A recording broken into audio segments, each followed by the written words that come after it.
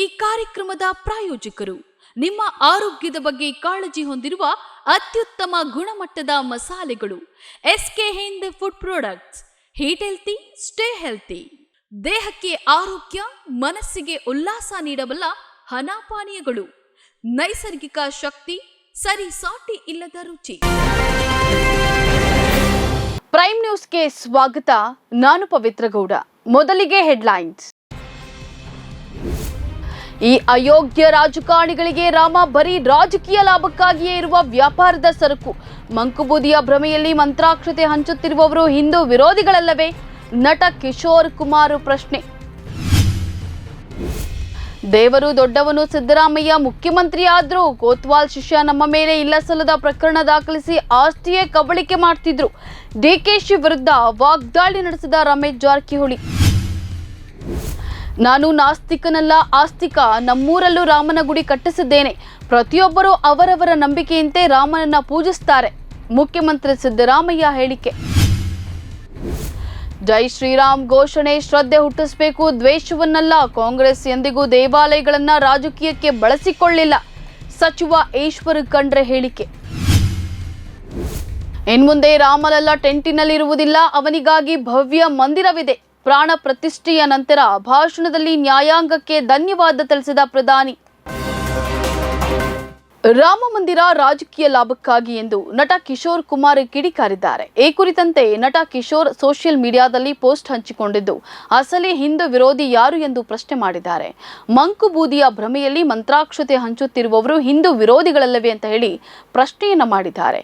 ಈ ಅಯೋಗ್ಯ ರಾಜಕಾರಣಿಗಳಿಗೆ ರಾಮ ಬರೀ ರಾಜಕೀಯ ಲಾಭಕ್ಕಾಗಿಯೇ ಇರುವ ವ್ಯಾಪಾರದ ಸರಕು ಅಷ್ಟೇ. ದೇಶದ ಸಮಸ್ಯೆಗಳನ್ನ ಮರೆಮಾಚಿ ಅರ್ಧಂಬರ್ಧ ದೇವಸ್ಥಾನ ಉದ್ಘಾಟನೆ ಮಾಡಿ ವೋಟು ಹಾಕಿ ಎನ್ನುತ್ತಿರುವ ಅಂಧ ಭಕ್ತರು ಹಿಂದೂ ವಿರೋಧಿಗಳಲ್ಲವೇ ಅಂತ ಹೇಳಿ ಜಾಡಿಸಿದ್ದಾರೆ. ದೇವರು ದೊಡ್ಡವನು, ಸಿದ್ದರಾಮಯ್ಯ ಮುಖ್ಯಮಂತ್ರಿ ಆದ್ರು. ಇಲ್ಲದಿದ್ರೆ ಕೋತ್ವಾಲ್ ಶಿಷ್ಯ ನಮ್ಮ ಮೇಲೆ ಇಲ್ಲಸಲ್ಲದ ಪ್ರಕರಣ ದಾಖಲಿಸಿ ಆಸ್ತಿಯೇ ಕಬಳಿಕೆ ಮಾಡ್ತಿದ್ರು ಎಂದು ಬಿಜೆಪಿ ಶಾಸಕ ರಮೇಶ್ ಜಾರಕಿಹೊಳಿ ದೂರಿದ್ದಾರೆ. ಸುದ್ದಿಗಾರರೊಂದಿಗೆ ಮಾತನಾಡಿದ ಅವರು, ಸಿದ್ದರಾಮಯ್ಯ ಒಳ್ಳೆಯ ಮುಖ್ಯಮಂತ್ರಿ, ಆದರೆ 2018ರಲ್ಲಿ ಇದ್ದಂತೆ ಈಗಿಲ್ಲ. ಕೋತ್ವಾಲ್ ಶಿಷ್ಯ ಡಿಸಿಎಂ ಆಗಿದ್ದಾರೆ. ಹೀಗಾಗಿ ಸಿದ್ದರಾಮಯ್ಯಗೆ ಬೆಲೆ ಇಲ್ಲ.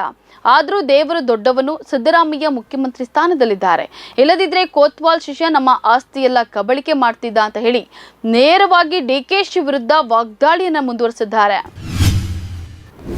ಮುಖ್ಯಮಂತ್ರಿ ಸಿದ್ದರಾಮಯ್ಯ ಅವರು ಬೆದರಹಳ್ಳಿ ಹೋಬಳಿಯ ಹಿರಂಡಹಳ್ಳಿ ಶ್ರೀರಾಮ ಟೆಂಪಲ್ ಟ್ರಸ್ಟ್ ನಿರ್ಮಿಸಿದ ಸೀತಾರಾಮ ಲಕ್ಷ್ಮಣ ದೇವಾಲಯ ಹಾಗೂ 33 ಅಡಿ ಎತ್ತರದ ಏಕಶಿಲಾ ಆಂಜನೇಯ ಸ್ವಾಮಿ ವಿಗ್ರಹದ ಶಿಲಾ ಪ್ರತಿಷ್ಠಾಪನಾ ಕಾರ್ಯಕ್ರಮವನ್ನು ಉದ್ಘಾಟಿಸಿದ್ದಾರೆ.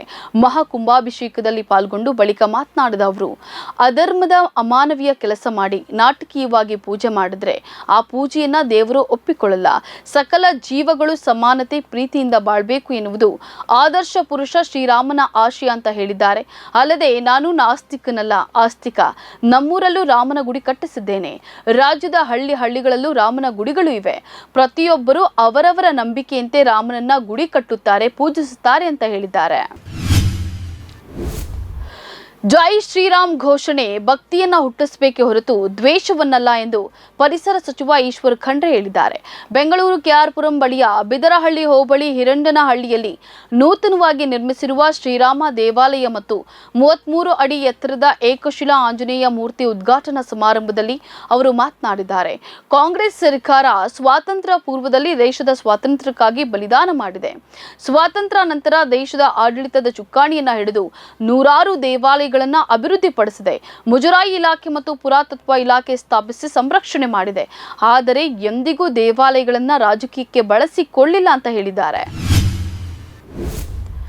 ಅಯೋಧ್ಯೆಯಲ್ಲಿ ಇಂದು ನೂತನ ಶ್ರೀರಾಮ ಮಂದಿರದಲ್ಲಿ ರಾಮಲಲ್ಲಾನ ದಿವ್ಯ ಮೂರ್ತಿಯ ಪ್ರಾಣ ಪ್ರತಿಷ್ಠಾಪನಾ ಸಮಾರಂಭದಲ್ಲಿ ಭಾಗವಹಿಸಿ ನಂತರ ದೇವಳದ ಹೊರಗೆ ನೆರೆದಿದ್ದ ಗಣ್ಯರನ್ನು ಉದ್ದೇಶಿಸಿ ಮಾತನಾಡಿದ ಪ್ರಧಾನಿ ನರೇಂದ್ರ ಮೋದಿ ನ್ಯಾಯಾಂಗಕ್ಕೂ ತಮ್ಮ ಧನ್ಯವಾದವನ್ನು ಸಲ್ಲಿಸಿದ್ದಾರೆ.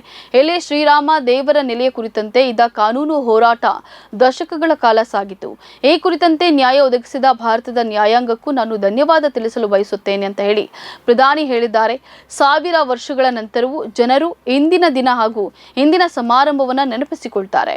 ಕಳೆದ 11 ದಿನಗಳಲ್ಲಿ ನಾನು ಶ್ರೀರಾಮ ಕಾಲಿರಿಸಿದ ಹಲವಾರು ಸ್ಥಳಗಳಿಗೆ ಭೇಟಿಯನ್ನು ನೀಡಿದ್ದೇನೆ ಅಂತ ಹೇಳಿದ್ದಾರೆ. ಇವೆಷ್ಟು ಈ ಕ್ಷಣದ ನ್ಯೂಸ್ ಅಪ್ಡೇಟ್ಸ್. ಸಮಾಜಕ್ಕಾಗಿ ನೋಡ್ತಾ ಇರಿ ಕನ್ನಡ ಒನ್ ನ್ಯೂಸ್. ನಮಸ್ಕಾರ.